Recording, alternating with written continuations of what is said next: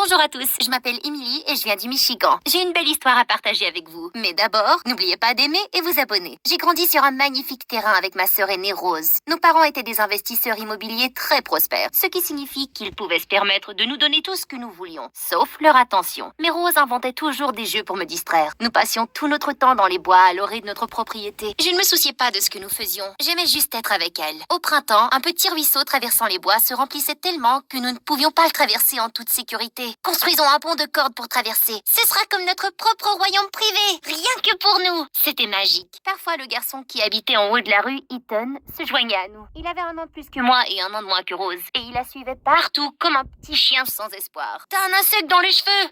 Ouh, juste là. J'étais très protectrice à l'égard de Rose et je me précipitais toujours pour combattre Ethan avec ma prétendue épée.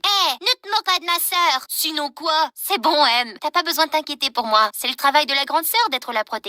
Tu te souviens? Mais en vieillissant, Rose a commencé à passer plus de temps toute seule. Nous étions toujours très proches, mais un fossé s'était creusé. Pouvons-nous aller jouer dans les bois? Je suis occupée aujourd'hui, M. Allez, tu peux être la reine et je serai ton serviteur. Demande à Ethan. C'est pas la même chose, Rose. S'il te plaît. Emily, j'ai dit non. Elle est montée en trombe à l'étage et a claqué la porte. Je ne comprends pas. Pourquoi est-ce qu'elle ne m'aime plus? Ne t'inquiète pas, ma chérie. Ta sœur ne fait que grandir et elle a des choses à faire maintenant. Mais elle t'aime toujours, crois-moi. Je n'aimais pas beaucoup ce changement et je n'étais pas encore prête à grandir. Je continuais donc à me rendre seule dans notre royaume enchanté dans les bois. Mais un jour, tout a changé. C'était une belle journée de printemps. Après l'école, j'ai jeté mon sac à dos dans la maison et j'ai couru vers les bois. Rose était encore là en train de marcher sur le chemin de la maison. Allez, Rose, c'est une journée glorieuse. Trop beau pour rester à l'intérieur.